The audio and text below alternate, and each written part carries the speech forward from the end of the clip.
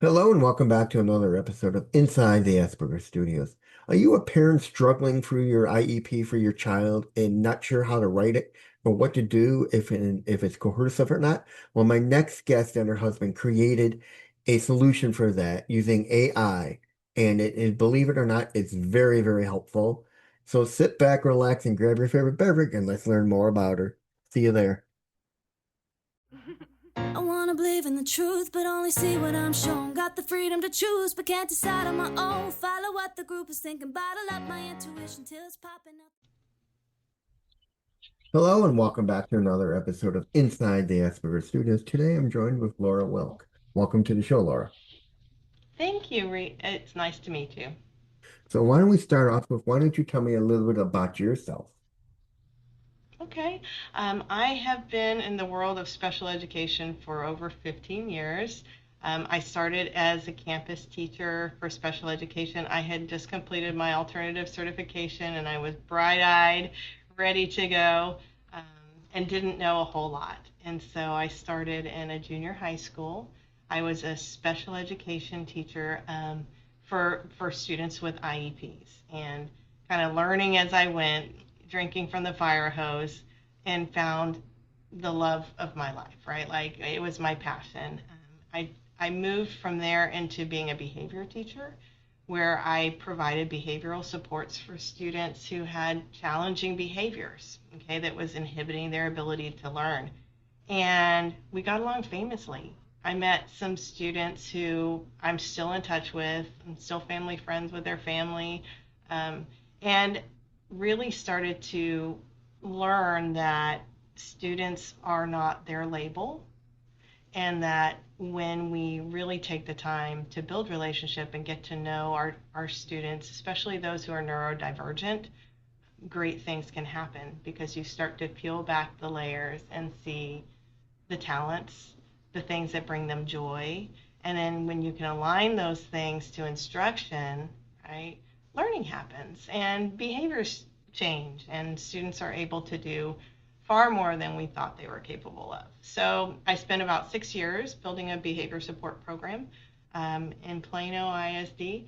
And then I moved into working for a project-based learning academy. So it's a high school for students who were interested in STEAM, the science, technology, engineering, and the arts and math. And it was a launch into what inclusion really looks like. So no more was there behavior support, and we were removing students, to a more restrictive environment. The challenge was supporting all Mhm. learners in this amazing non-traditional learning environment. So I learned a lot about UDL. I learned a lot about, I coached a lot of our teachers and strategies and supports for helping all learners feel included and show evidence of their learning. It was fantastic. So I spent about 3 years doing that. Then I moved to Austin, Texas, and I took a job at the Texas Education Agency working for the state. So Texas is a humongous state. We have over 1,200 independent school districts. It was a huge bird's eye look at kind of the variety of ways that school districts provide services for students with IEPs. And when I was there, I was actually supporting our state in the understanding of Section 504 as a civil rights law, multi-tiered systems of supports, and then special education. So we were providing lots of technical assistance and supporting school districts in really understanding what those things are and then where they kind of diverge, right? Like what they are Mhm. not and how they work together. I was able to form relationships with attorneys at the Office for Civil Rights who actually oversees Section 504. So it was a great learning experience for me, and I just continued to delve into really important understandings of the protections for our students with disabilities in the United States and how important public education is in implementing those programs and being held accountable to the law, right, to make sure kids get what they need. So I did that, and now I'm back at and working in a district as a district level supporter of special education. So that's kind of my big story. I can tell you a story though of how I got really started in special education. Would you like to hear it? Yeah, let's hear it. Okay. So, my kids were little, and I was doing other things, and I was looking at becoming a teacher. And so, of course, the easiest thing to do is to substitute in Hmm. their elementary school. And I thought, well, I'm going to substitute in special education. There was, there were lots of openings there, but everything else was kind of filled up. So I decided that's what I would do. And my first assignment was with this wonderful special education department chair, and I was helping him in his, resource room. And this little guy came in, and I was assigned to support him throughout his day as his educational aide. And so he walks into school, and his day started with a little bit of breakfast, right? So he had eaten his breakfast, and with his breakfast was this little bag of fruit snacks. Okay, and you could tell like that's his favorite part, right? So he put it in his pocket. He ate his breakfast, and he was just taking some time. He was kind of walking around the room, and he opened his bag of fruit snacks, pours them into his little hand, kind of rolls them around a little bit, and he was eating them as he walked, and just kind of got ready for his day. And he walked over to me and he said, "Would you like a fruit snack?" Okay, and my first thought was, he's had these fruit snacks in his little hand, is also, and he's been wanting. And I said, "No, I don't want to take your fruit snacks. You go ahead." And then he walked over to his teacher and he said, "Would you like a fruit snack?" And he goes, "Oh, of course I would."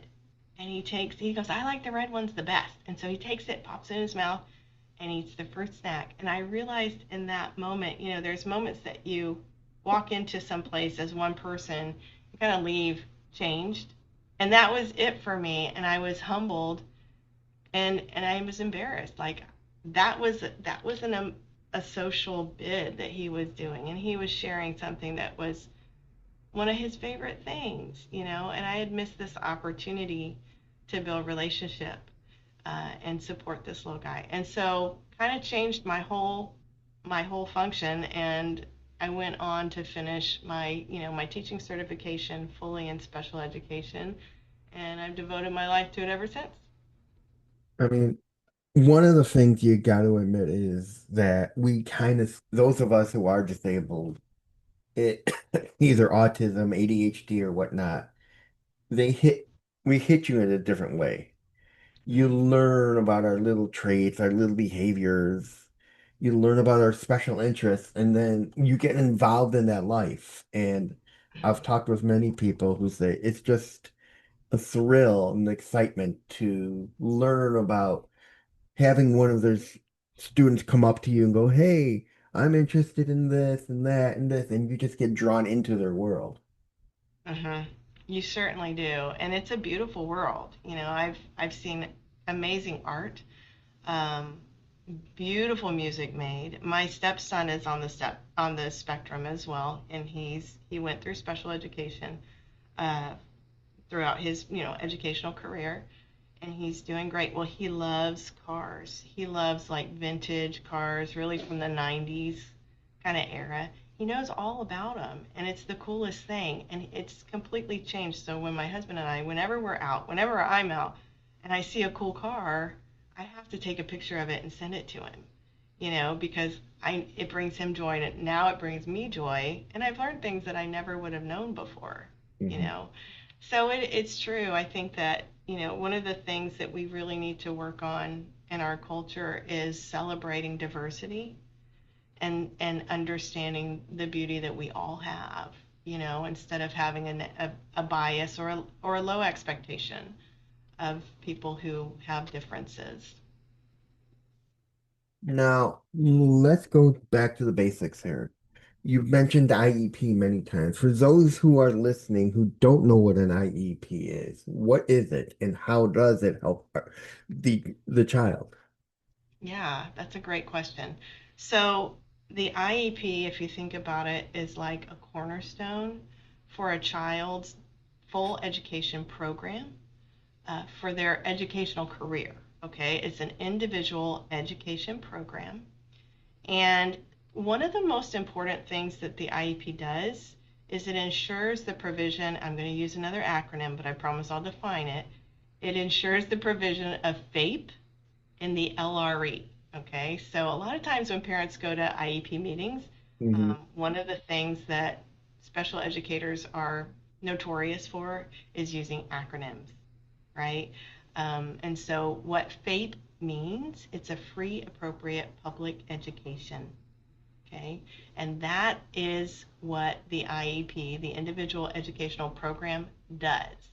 So free is easy, right? We don't charge students with disabilities any more than we would charge a student in general education, right?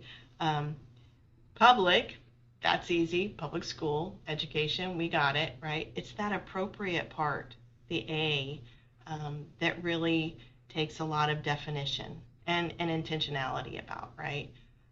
And so that is the neighborhood of the IEP. That's what it does. It creates the appropriate education for that student. So when a student is initially referred for special education, they have to have an evaluation, right? And so parents might have outside medical diagnosis and all sorts of stuff that they bring in, but typically your school district is going to do an evaluation for educational purposes. Okay, it's called a full individual evaluation or a full individual initial evaluation. That's your first one. Okay, that evaluation is updated every 3 years as well. So it gives a whole lot of really good data to start with. So we take that and we take a lot of other sources of data that we have and we build that individual educational program.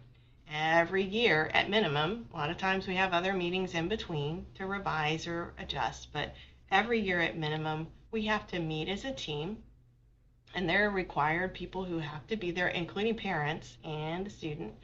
Um, and we create that program.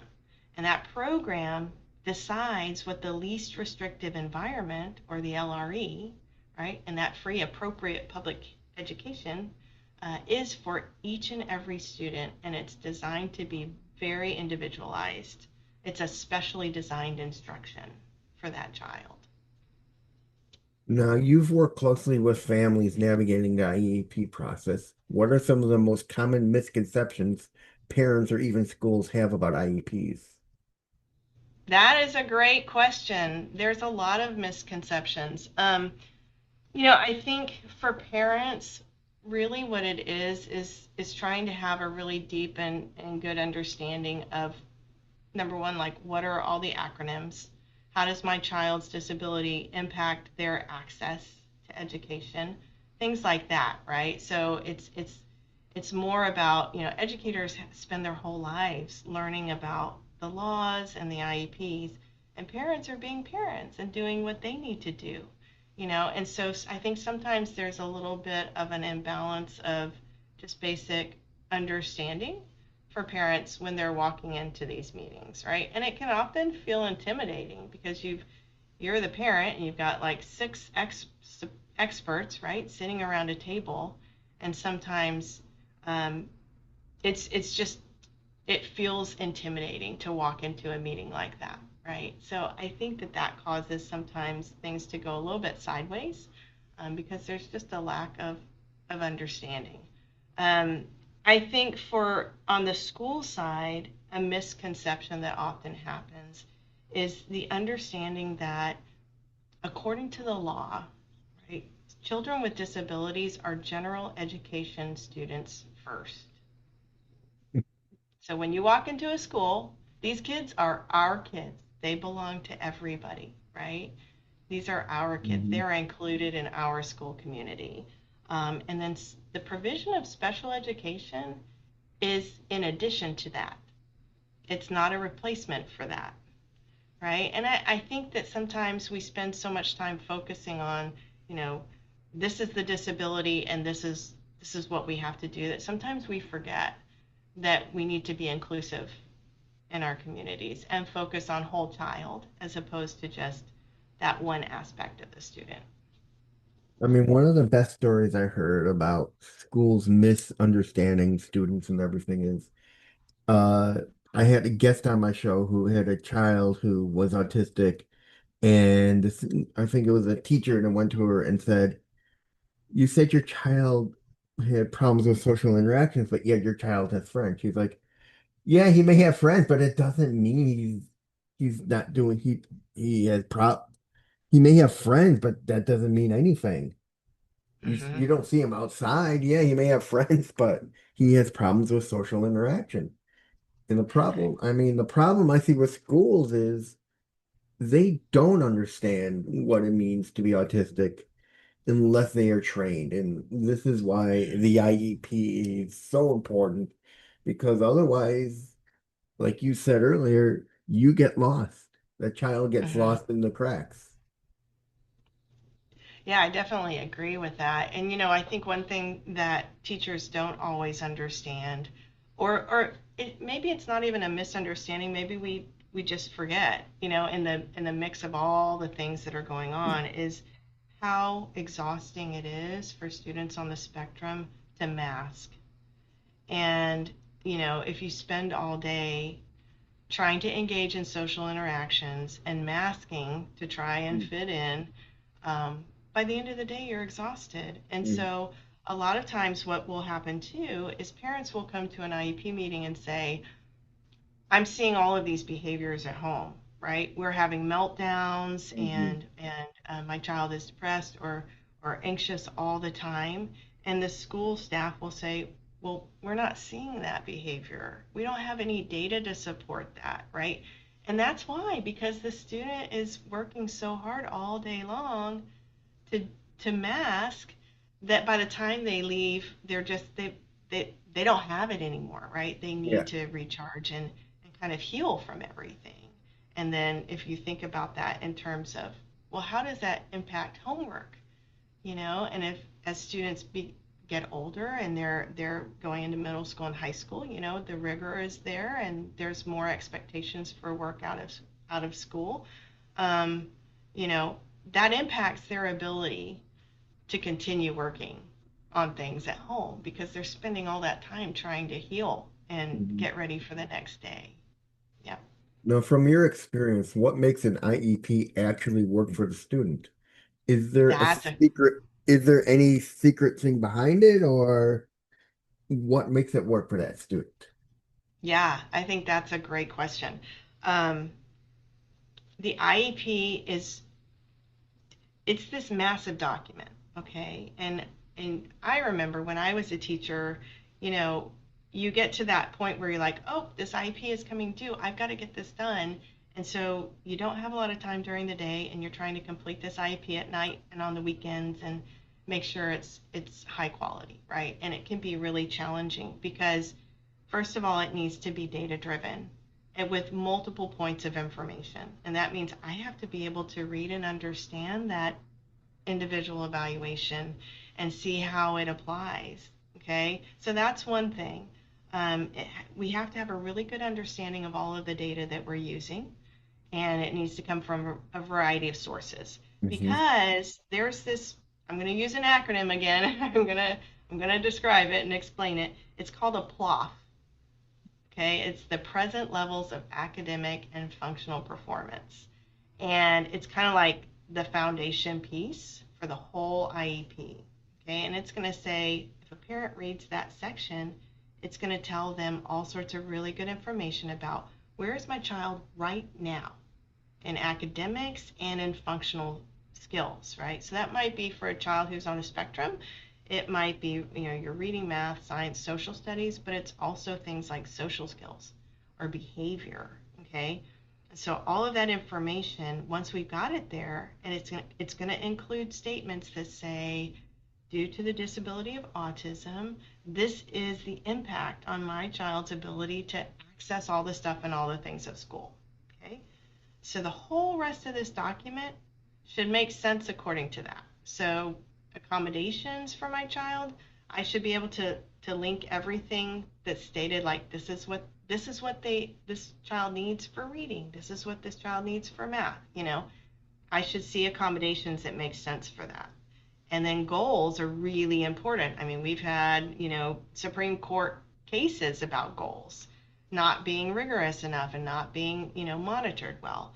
So The goals should support those areas of need and provide us with, this is the way this child is going to make progress. This is what we're going to do for them. Mm. This is how we're going to measure it.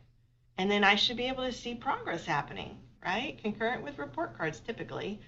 And so if my child's not making progress, we need to go back to our meetings or IEP meetings to see why, right? And make adjustments, which we don't always do. We don't always catch that.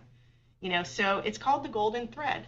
The whole document should make sense, and then it should define where my child receives services. So it's going to have all of the services that your child receives based on all of these things, and it should all make sense, right? And then I know how much time they're getting for each thing. So it might be for a child who has autism, they might need speech services, right? They might need inclusion support in the classroom. And Mhm. so that's that least restrictive environment. They might need some behavior support where we might have to spend some time outside of class, but we know what's happening there, right? We're focused on giving them the tools they need to be back in class, right? So there's this whole program. In order to work, it has to have high quality. And then my teachers have to understand how to implement it, Mhm. right? Sometimes we forget that. We have to have a conversation as a team, including our general education teachers and our PE coaches, maybe our bus drivers. Everybody really needs to understand because it's a bunch of people reading a document who may interpret it differently Yeah. or who may not really understand how to monitor it, right? So it's a big undertaking if you think about it. But when we do it right, great things happen for kids. And we're looking at K through 12 for starters, but really we're preparing our students for life after high school, to have all the stuff and all the things they need to be successful doing whatever they want to do. Now, following up on that, let's talk about some of the red flags. What are some of the warning signs that an IEP isn't being followed or isn't truly individualized? That's a great question. Sometimes you're going to see kind of cookie cutter goals where you can't really tell if the goal aligns with the needs, right? So this present level section should tell me what my child needs. And the goal should make sense to that. So if you've got some questions as a parent, and a lot of times parents will say, I don't really know how to say this, I'm not sure if it works or not, then that's a red flag because it should be really apparent. Okay, you Yeah. should be able to see alignment. So if you're not, that would be a red flag, right? One of the things that I've heard parents say when my child comes home and I ask them, did Miss So and So go to your math class today? What did you guys do for your inclusion support? And if your child says, I don't know who that is, that's time to reach out and see what's going on, right? Maybe there's been a teacher change or something's happened. You just don't know. So that's definitely a key flag, reach out and see if there's been a change. Um, yeah, I think those are two really important things. I think really though for parents, what you're looking for is in those progress reports that come home. Okay, so we've got this set of goals that are defining my child's learning experience. And we're getting progress reports usually every 6 weeks or every 9 weeks, depending on, when report cards come home. So if you get that progress report and you can't tell what progress your child is making, um, that's a flag to reach out. Mhm. Okay, I'll give you one more though. Let's say your child has been in special education for 5 years, okay? And every year the goals are the same or very similar, right? Or their instructional level doesn't seem to be moving in any way. That is a red flag too, that you really want to sit down and maybe analyze that IEP Hmm. and have a conversation. Like, why are Yeah. these goals the same? Hmm. I mean, parents don't realize that if you don't use very specific goals, your child isn't gonna get that help. You're right, progress reports make the difference because that is like a report card to the parent saying, this is what your child's done, this is how he's grown, this is the growth chart of what he's done and how he's improved. If they see no improvement in that growth, in that chart coming home, that personal growth chart, it's like that progress report, it's like, what are we doing wrong? Hmm. And it could be on both sides too. I mean, it could be the parent not sending information back saying, hey, this is not happening. Why aren't you following through? And then that's why the IEP comes into play so importantly, is because you are the one who's tailored it towards your student. You and your Hmm. team of all the other teachers and everybody else, including someone like you, who sits there and says, listen, we need to get specific goals for every child, for especially for their child, and say, hey, this is what he needs or she, and this is what needs to be done and what needs to be followed. Hmm. That's absolutely right. And we spend a lot of time developing the least restrictive environment, and the schedule of services is what it's Hmm. called. And that schedule of services is really, really important because it's telling us, what my child needs in addition to, right? Hmm. And who is providing it and for how long. And so all of that information is really important because these are the people who should be able to speak most knowledgeably Yeah. about my child. And so, what I would also encourage for parents and schools is to really partner and have frequent conversations. We can have a parent conference whenever we want.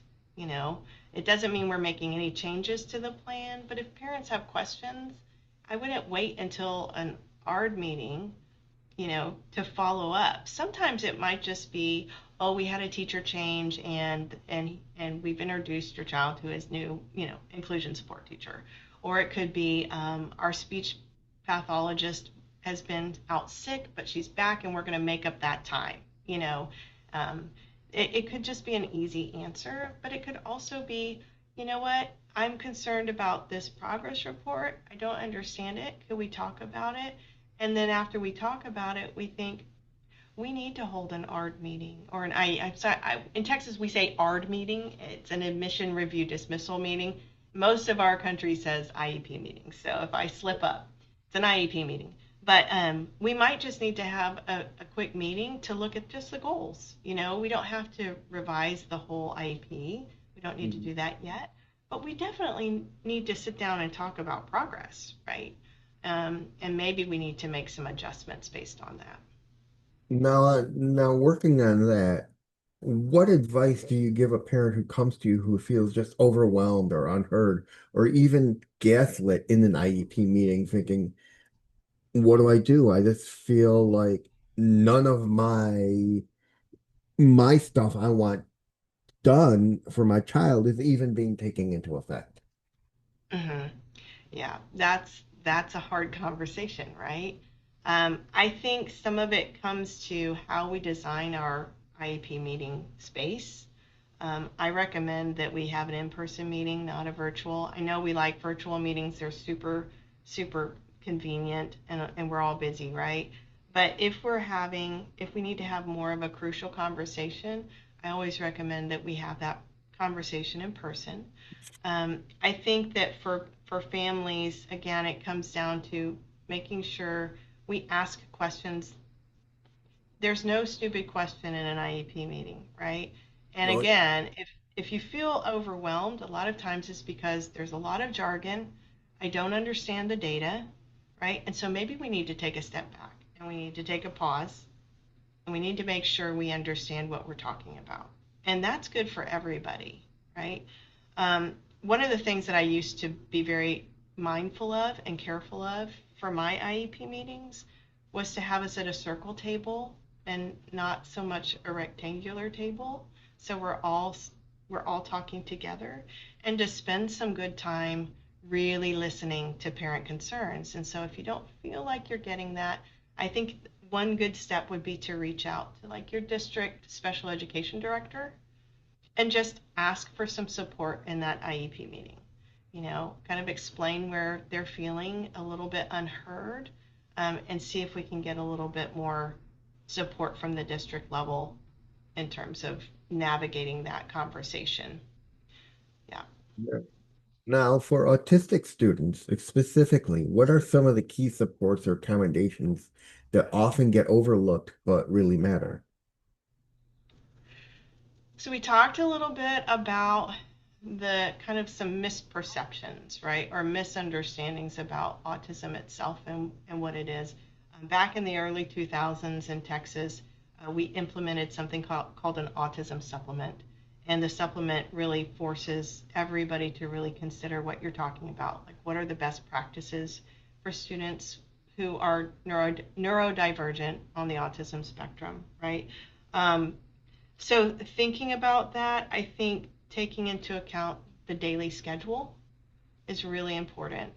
So knowing what's coming up for students who are neurodivergent is really important, right? Knowing what they can rely on every day, and then knowing what's coming up, or being giving kind of foreknowledge of when things are going to change, right? And being really sincere and understanding about that, and making sure you're implementing that with fidelity so that they really have a tool that works for them. For some students, it's a visual schedule, right, where I can move things as I complete them. For other students, it might be, a digital calendar or a reminder, things like that. So taking into account their unique needs and making sure that's reflected in the IEP. I think social skills is really important, and having a evidence-based social skills curriculum is super important for our students who are on the spectrum. I used to use a curriculum by Michelle Garcia Winter.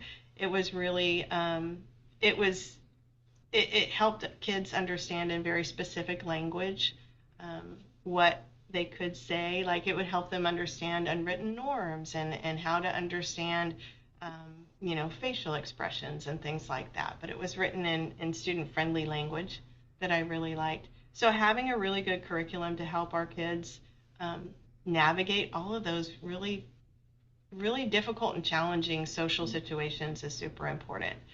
And then I think it's being very knowledgeable and sincere about accommodations around breaks. Like, when do our kids need a sensory break? Understanding the masking and having a soft place to land, which is really what I did as a behavior support teacher. We had a soft place to land. And so kids could, when they needed to remove themselves from a situation that was overwhelming, um, they had a place that was safe, caring, and supportive, that they could do that, and Mhm. then to help them go back into, wherever they needed to go, to build bridges and relationships. And I think that that is key for our kids. Um, yeah, I think so. That's a good start. Here's the last thing I would say about that, though. It's all about your school culture and community for understanding and celebrating diversity, right? And so building that within the school district is super important as well. I could talk for hours, Reed, so stop me if you need to. The last thing I would say, I'm going to say one more thing, is positive behavioral intervention and supports. And that should be school wide. I mean, it's at every tier of instruction, um, and building in really good positive supports that are supportive of our students. It's really powerful for kids who are on the autism spectrum. Now, what would you change about the IEP system if you had the power to, or at least a really persuasive school board? What would you change? Um, I think that as a teacher who wrote many, many IEPs, it feels like a system that's fraught with errors, right? Like, at every step I could forget a checkbox, or leave something out by accident. um, Writing goals can be really, really difficult, and then understanding all of the data, analyzing it all, and making sure that it's presented in the right way, right, to show its validity, its reliability, is extremely time consuming and important, right? And so I think if we could improve the IEP process, it would be simplifying it, right? And using tools that we have available for us now, such as AI, to help us to make sure that we're not just hitting compliance, because we're getting really a lot better at hitting, state and federal law compliance, but giving teachers really valuable tools to write high quality IEPs and simplifying that process, I think, is what I would push for the most. I mean, you said it right. I mean, I feel part of the problem is that the IEP process is so complicated that I feel parents especially kind of get lost. They don't know Mm-hmm. how to write it and they don't know write it well. And in that world, you had mentioned it. Do you feel AI can be a very helpful thing, or do you think it would almost be a hindrance to it? Yeah, I think it can be very helpful. I love AI. I'm an AI nerd. Um, I think that AI can level the playing field, not only in this situation, in terms of efficiencies and helping to streamline things and helping to ensure quality and compliance in a new way. I think it can also level the playing field for our students and in how they're Mhm. learning, you know. Um, so definitely, yes, I think we need to be exploring a lot more into how AI can support our systems and help us to kind of force multiply, right, what our special education teachers are doing and to help them feel more confident in what they're providing for students and families in terms of IEPs, especially if we're not going to simplify them. I think that's super important. But for our kids as well, it really is a game changer. Right now, I think in education, a lot of times our students are using IEP. I mean, they're using AI to do things that they just don't want to do, right? Like, I think we're not giving them the right questions and we're not using it yet The in right in a way. powerful way to support education. But I think I it's mean, there. I think we're moving if that way. yeah, you're right. If the students had the right prompts to use instead of using the wrong ways, I think they can do it. They can use AI to help them with things like summarizing a book. Because, I Hmm. mean, as you know, I mean, when you're a child in grammar school and high school, what's the one thing that you have a lot to do? Book reports. Correct. And when you're a child who's got a disability, especially autism or even ADHD, where you get a million things going through your head and you can't sit there and summarize what you've just read, you can go into ChatGPT or any of the AI software programs out there online and say, hey, can you summarize this book for me to and break it up in points for me to easily absorb and understand. And it will spit out this information in a very informative way that you can absorb small amounts of material and understand what you just read. Absolutely. Have you played with Notebook LM Notebook at all LM. yet? I've heard of it. I've played with Okay. ChatGPT a lot. It's so cool. So think of it this way. Let's say I'm a student. It might not be a book, right? But maybe I've been given some information to read. But my best learning mode is oral, right? I need to hear it to have time to process it. Yeah. So I could put that information into Notebook LM and it will create what we're doing here. It will create a podcast about that information where the speakers are discussing the important points and what I need to know. So then I can listen to that. It will create a study guide for me and all sorts of really cool resources. And so now I'm taking my learning to the next level, but I'm doing it in such a way that I'm learning in the mode that works best for me to understand.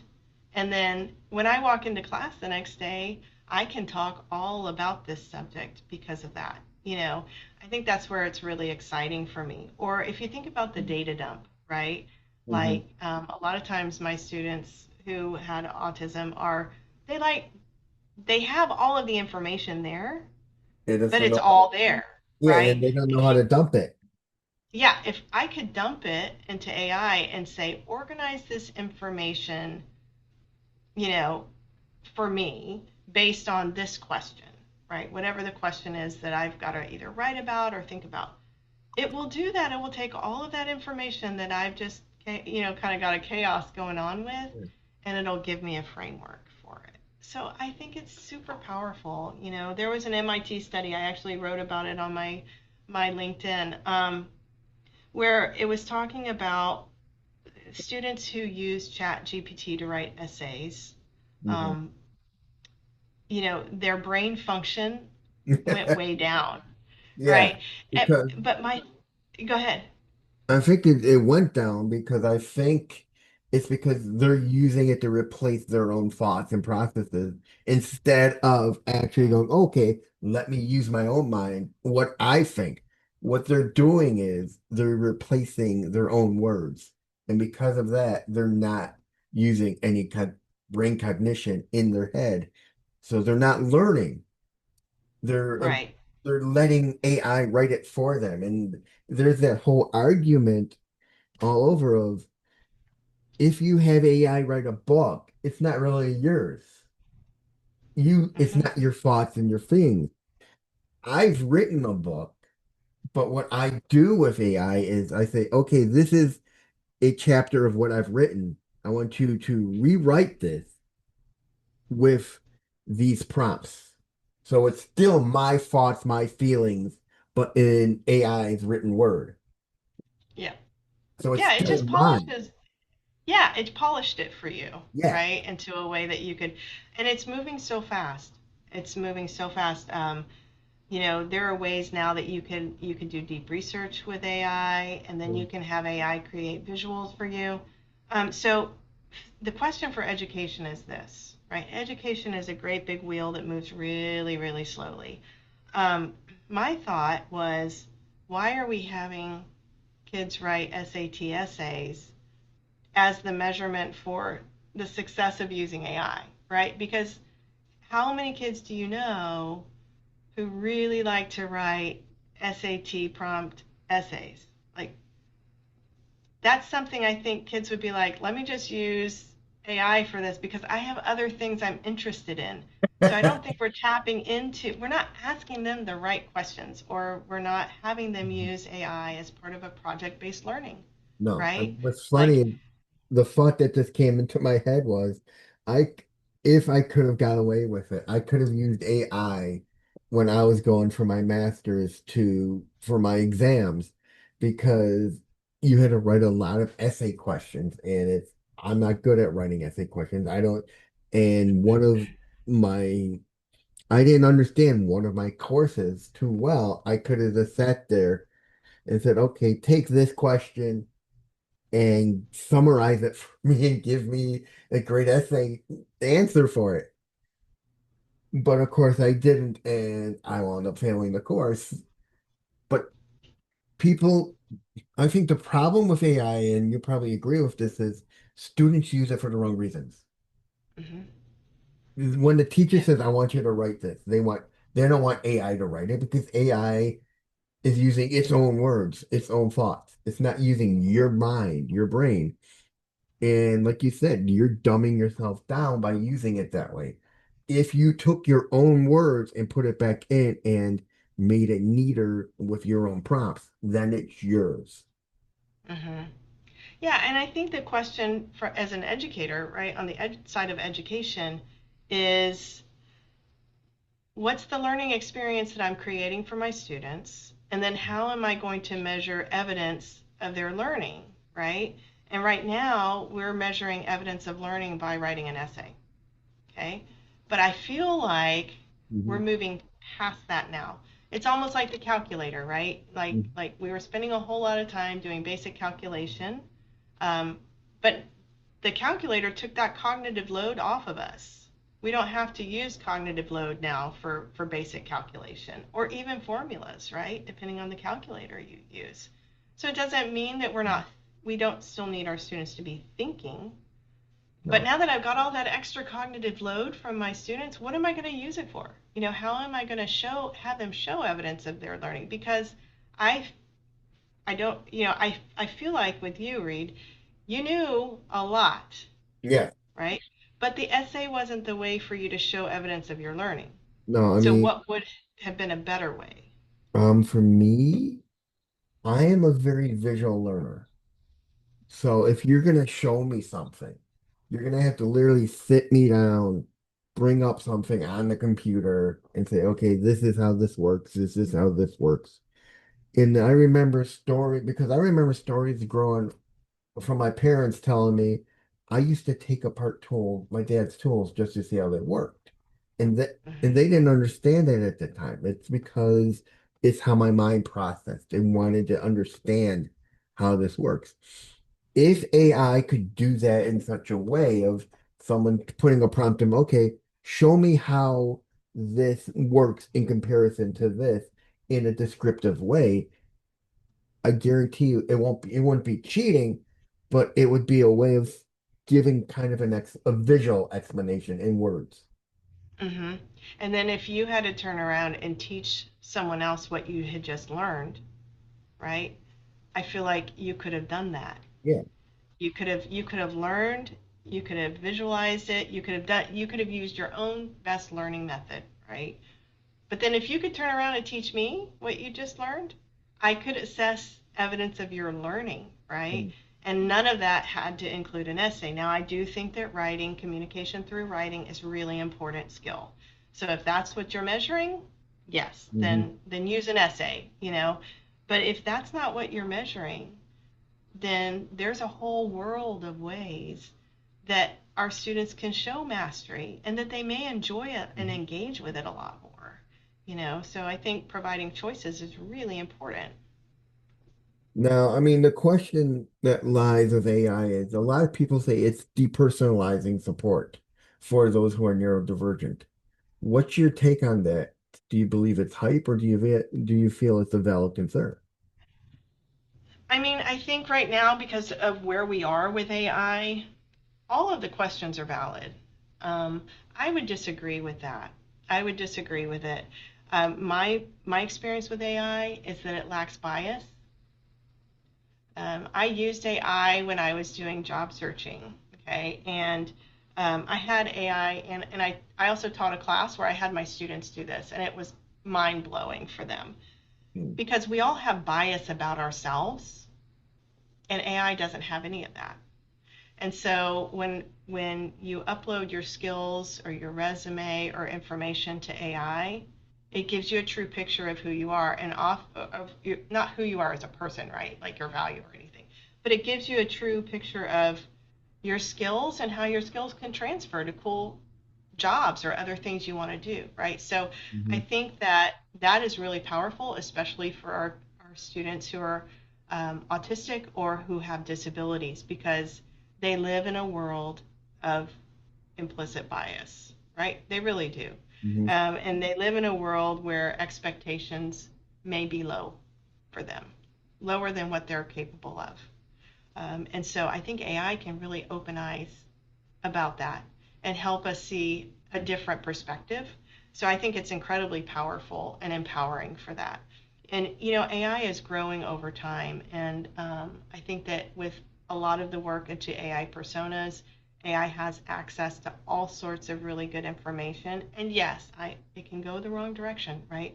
But it can also provide incredible support that we might not have access to Mhm. otherwise because of equity concerns, or we don't have the money for certain things. But now with AI, we certainly can have that. And so um, I'm very optimistic about it, and I think that we should continue to pursue it. I think it's going to be a game changer for people, all people, but especially people with disabilities. Now, have you seen a moment where the IEP process truly changed the student's life for the better? And if so, what made that happen? When you said that, I have a very specific student in mind. He made a huge impression on me. We're still friends today. I will not say his name. Um, but when he came to my campus and everything, he had some he had some big challenges. Had some big challenges with just accessing the school environment, being included in Mhm. classes, behaviorally, you know, dealing with meltdowns, um, kind of not, I wouldn't say bullying, but students didn't have an understanding of who he was. And so we had to spend a lot of time creating his IEP. Mm. It included behavioral supports. You know, if a student has a behavior intervention plan, really that plan is to help school staff understand that student's needs and how to include them, right? And strategies that they needed to follow in order to help that student be successful. And we had him for 2 years, and throughout that time, it was very much a partnership with the family, with the student, right? He was Mhm. very involved in the creation of his plan, and it also was a lot of advocacy and a lot of training of staff to make sure that what I had written on that page, everybody understood it and interpreted it the way that I was writing it, right? I had a fantastic administration. We had a really great support room where students could come to. I had a lot of flexibility to be creative in my seating, my lighting, um, the music that was played, everything in that room was intentional. And it wasn't with just that student, but all of those students did really well. And so, yeah, IEPs are incredibly powerful. They're so important, and I'm sure that I'm not the only one. Like, there's millions of stories of IEPs that have resulted in really good student outcomes. Now, what gives you hope right now, whether it's tech, advocacy, or a shift in how schools are approaching their diversity? I think what gives me hope right now um, is on the people who are in education. Our teachers have been through so much. You know, we went through COVID. We've Mhm. been through, now we're lacking funding. The Department of Ed is being defunded. Um, and still there are people with amazing heart, incredible talent, and expertise who show up every single day. And they're there for kids, you know. And I believe in those people. I believe that the systems we have, this is an opportunity for us to change and to move forward, right? So we're not in a comfortable place. And sometimes out of a lot of discomfort, innovation will come from that. If we remain optimistic, if we stick together, and Mhm. keep our partnerships with families, um, I think that we can come out of this in a better place. And so that's my biggest hope. Right. And if you could give one message to educators, parents, and students about IEPs in the age of AI, what would it be?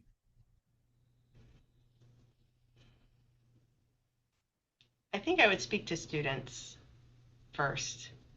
And my message to students is this: a label opens doors, but you are not a label.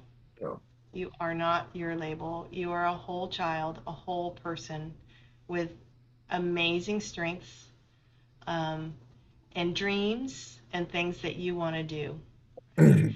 And so be bold, be a part of this team, and understand that this is your plan. It is for you, right? And you have a voice in it. And you should take advantage of all of the resources and supports that you should have, and that is your civil right under the law. Okay, that free Mhm. appropriate public education, that is your civil right under the law. It is a huge protection for our kids, and take advantage of it. You know, um, lean into AI, get excited about it, and don't be lazy about it. Don't just use it to do something like copy it and paste it, right? There's so much more there, and our kids have everything they need being raised in a technological age, right? You and I didn't get that. We had to learn it, but they've been Mhm. raised in it. And so they're the ones who are going to solve the problems that we have today. And AI is a huge piece of that. And so I would encourage them to be creative, be innovative, and be curious. And don't let your label define you at all. You just go be you because you're so important. And now I know you, and we talked earlier about this, and you told me you and your husband had just written a program or a site that helps with students in IEPs called IEP Sensei. Why don't you tell me a little bit about that? Okay, it's really like I was saying, it's kind of a passion project. It's so about a couple of years ago, my husband and my brother-in-law and I were talking, and I kept saying, I love AI. We've been playing around with all sorts of different things with different bots, and I said, I think that AI could really help to solve the misconceptions that people have, right? To help parents really understand their IEP and help to advocate for their children. And so they took it. They took the idea and started to build this platform, an AI powered platform. We called it IEP Sensei. And we are right, the program is built. So that's it, that's where it is. But right now they are beta testing, and parents can provide their IEPs. It's free of charge. They'll analyze it for compliance and quality, like what we talked about, looking for the golden thread of the IEP. Um, and once that analysis is done, they'll be provided with reports that they can use. The reports will say this is where the document is strong, right? And this is where it's compliant. These are areas that you might want to talk to your school about, right? And here are some suggestions for what that might look like, some language that you can use. The other thing it will really help them with is to understand what the document says, right? To understand the terms, to understand the eligibility, and they feel like they're walking in as a partner in their IEP meetings and not feeling that overwhelmed feeling or that I'm not sure or I don't know. So that's what it is. Yeah, I would encourage people. It's iepsensei.com. Love for you guys to take a look. And if you're interested, beta test with us. And that's it, ladies and gentlemen. I'm Reed Miles. That was Laura Wilk, and I'll see you in the next one. Thank you, Laura. Thank you.